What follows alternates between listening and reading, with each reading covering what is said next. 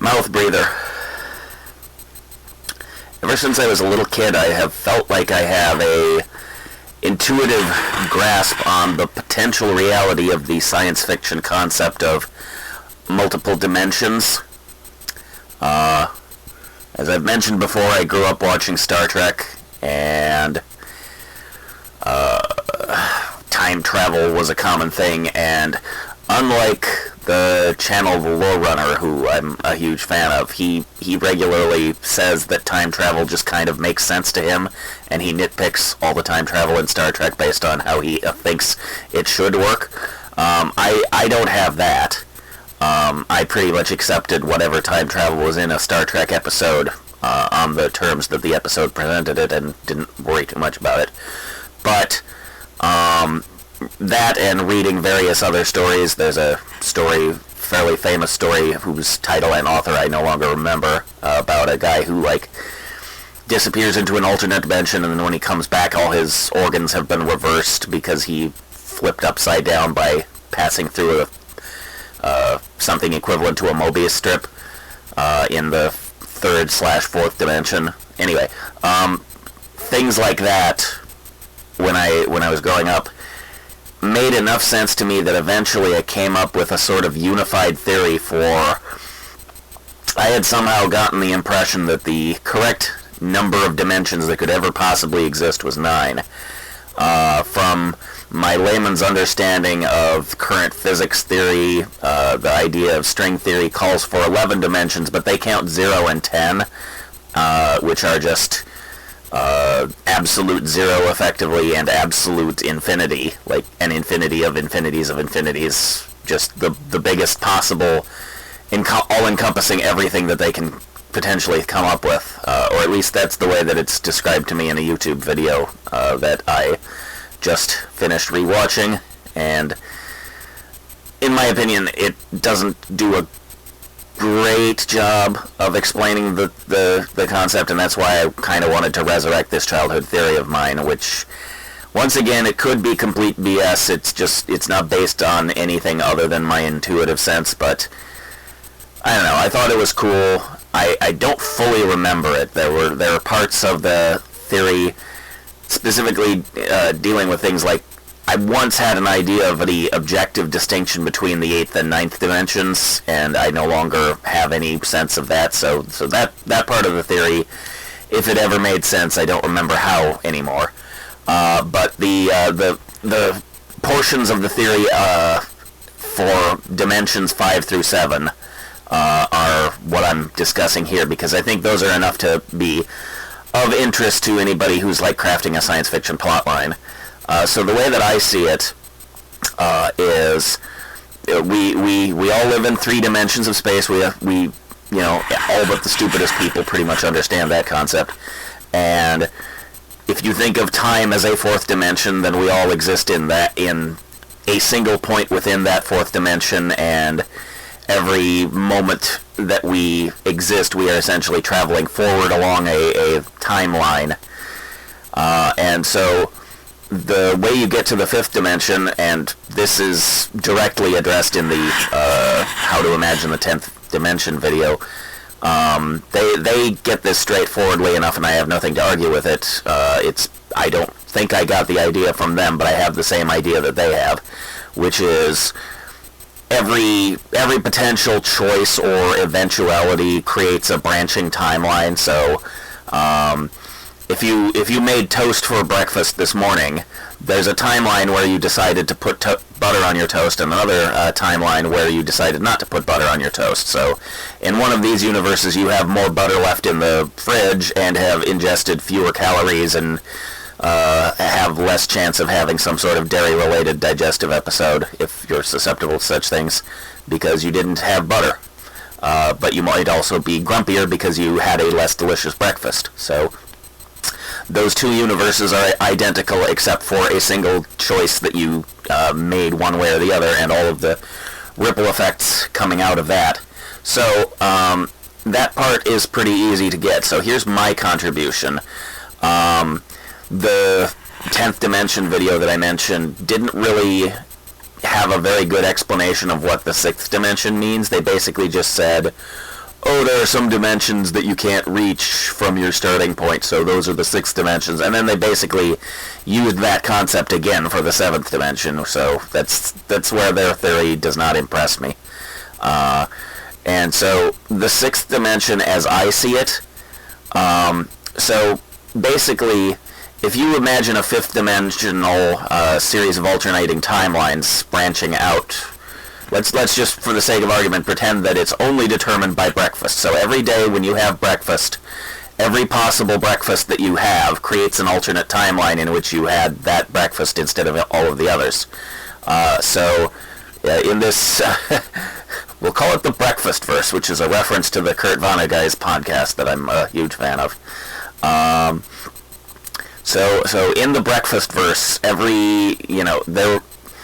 there was a time when no human beings existed who were capable of having breakfast, and then the first one decided to have breakfast and created the first branch of time. So for all intents and purposes, time began with the first breakfast. This is such a silly example, but I'm going with it. So so as time passed, and as more and more people had more and more breakfasts, more and more branches from that original starting point were created. And so, although this is the 5th dimension, it's not a infinite plane like the 3 dimensions of space appear to be, and the 4th dimension of time could be if time has no end, and our current clumsy attempts at understanding science tell us that time kind of had a beginning, but we don't know if that was actually the beginning of time or just the beginning of matter existing. So the time dimension could be theoretically infinite into the past, although that doesn't really make sense. Anyway, so in our Breakfast Verse, the starting point is the first breakfast ever had, and then with every additional breakfast that any person has, new timelines are created. So the combination of all possible timelines is essentially this wedge or triangle or cone, however you want to think of it, spreading outward from, it wouldn't be a cone, of course, because we're in the equivalent of a flat plane. The 4th dimension is up and down in this plane, and the 5th dimension is left and right. So the point starts at the top when there's that first breakfast, and then there's a left version where Ugg the caveman ate his mammoth steak raw for breakfast, and another one where he threw it onto the fire and cooked it, thereby inventing cooked meat. This analogy is getting weirder and weirder, but just bear with me. So you have this triangle with the starting point being the first breakfast ever, and then as more breakfasts exist, the triangle gets wider as it moves forward in time towards the bottom of the sheet. And so the 6th dimension would be other sheets. And the reason, that initially doesn't seem very satisfying, and what I'm fairly proud of is the explanation I came up with for how to resolve that. So as a timeline moves forward, as a 5th dimensional timeline moves forward in the 4th dimension, more and more possibilities are created, and it gets wider and wider. When you get to the end of time, assuming time can be said to have an end, then there's this infinite number of universes that could have resulted from the starting point, which is, in our Breakfast Verse, it's that first breakfast that Ugg the caveman ever had. So the meaning of the rest of the 6th dimensional cube of all possible,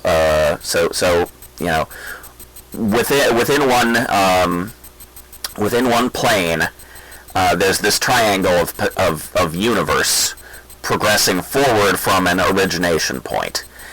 And what the 6th dimension contributes to this is basically alternate retroactive origins, where let's take, for example, my own breakfast this morning, although I don't think I technically had breakfast, but we'll pretend I did.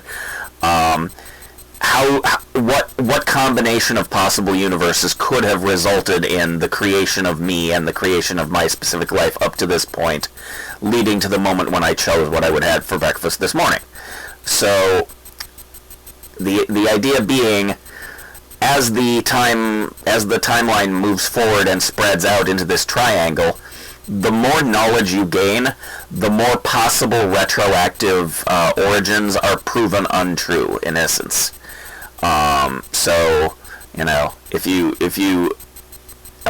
probably the best way to make sense of this is to think of a pack of cards. So, in our deterministic mechanical universe, if we assume that every atom definitely exists and is physically fixed in a certain place, and so there's no such actual thing as randomness, because when you shuffle a pack of cards, you yourself may not know where the cards are, but their positions are fixed. So from a deterministic perspective, this is going to make no sense. So just throw determinism out of your head for a minute, and let's pretend that reality is shaped by perception, as the quantum physics people would have us believe. And also the Mage people. You may remember my Mage, the Ascension game. That plays with that idea a lot. Anyway, let's go with it. So you have your deck of cards, which you have shuffled thoroughly. So you now have a deck of 52 cards that are in a random order. You have no idea what cards are where in the deck. You just know that you have all 52 of them. So every time you draw a card and reveal it, the number of remaining possible cards in the random deck is decreased. So you're by gaining information, you're removing mystery. You're removing unknowns, and so there'll be a potential future in which the last card that you have not revealed from the deck is the Ace of Clubs. Where the sixth dimension comes in is when you shuffled the deck, you had an infinite number of possible arrangements, well, not infinite, but a very large number of possible arrangements of the cards in the deck. And various combinations of you drawing one card at a time and revealing them could have eventually led to the moment when the last card left was the Ace of Clubs. So, if you think of this card drawing experiment as the entirety of space and time, then the fourth, fifth, and sixth dimensions form a cube of potential timelines, where every possible version of what the last card was in the deck is the left to right arrangement of fifth dimensional timelines. And every possible origin leading to that eventual outcome is a plane stacked up stacked forward to back in the sixth dimension. It really would have made more sense if I had put the time dimension as front to back instead of top to bottom, but whatever.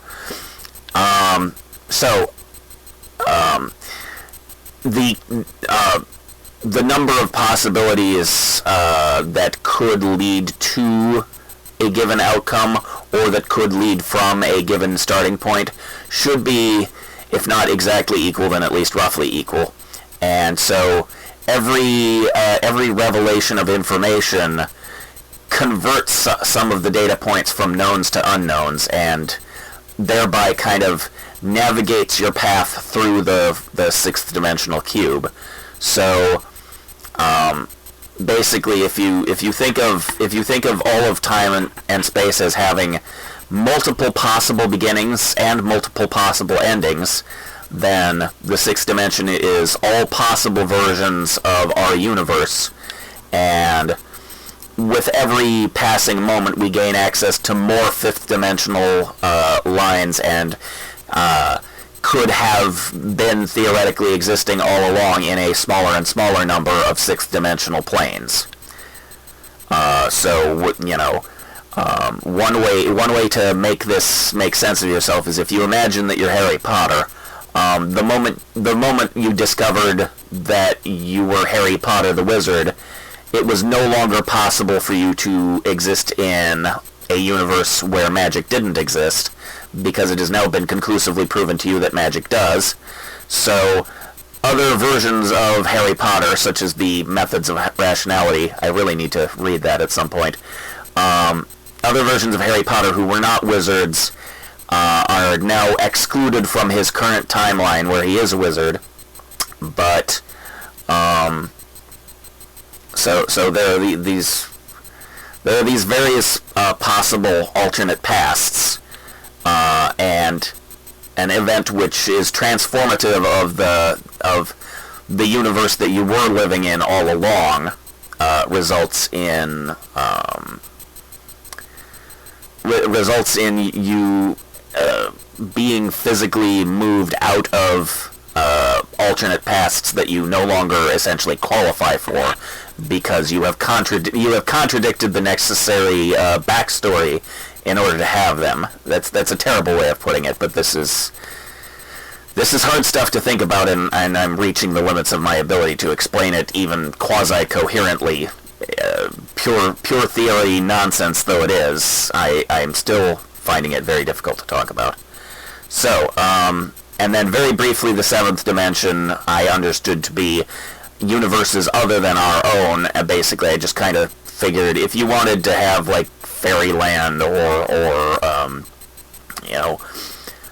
magical dimension of the elves or whatever, just any version of or possibly heaven and hell. I think as I'm saying it out loud now, I think that my 8th and ninth dimension theory had something to do with like how you would differentiate heavens from hells, but I still don't fully remember it, so we'll forget about it for now. But the 7th dimension was basically when I was designing a dimension-hopping role-playing game. The first role-playing game I ever learned, actually, which was called Champions. It's about superheroes. Basically, I distinguished every realistic Earth-type dimension that the characters could travel to as existing somewhere within the 5th and 6th dimensions. And then if I wanted them to go to someplace completely unrealistic that definitely wasn't Earth or any other planet in the universe, but was a completely separate dimension with completely unreal laws and science wouldn't work there, and everything is just bizarre, I would put all those in the 7th dimension. And not being able to remember the rest of the 8th and 9th dimensional theory, that was as far as I went with it. So the closest that I came to making sense of all of this is with that deck of cards analogy. So if you want to try and wrap your brain around this, focus on that. You could make it much simpler for yourself if you get rid of all of the extra cards. So let's just say that you have the 4 aces. So you shuffle the 4 aces. They're in one of, I think, like 12 or 16 possible orders. So let's just say for the sake of argument it's 16, because I don't want to waste time doing math. This is already a long video with very little substantive content in it. So let's say that you start with 16, and when you reveal one card, four of those possibilities are ruled out as potentials, and 4 others, you now have the spade accounted for. So there are 3 left, and there's like 9 possible versions of what order they could be in. And then you draw another card, and it's the diamond, and there's only 4 possibles left. I'm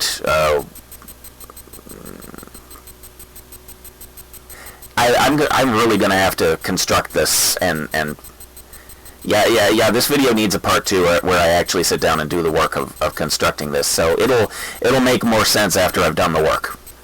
Let's cut it off for now.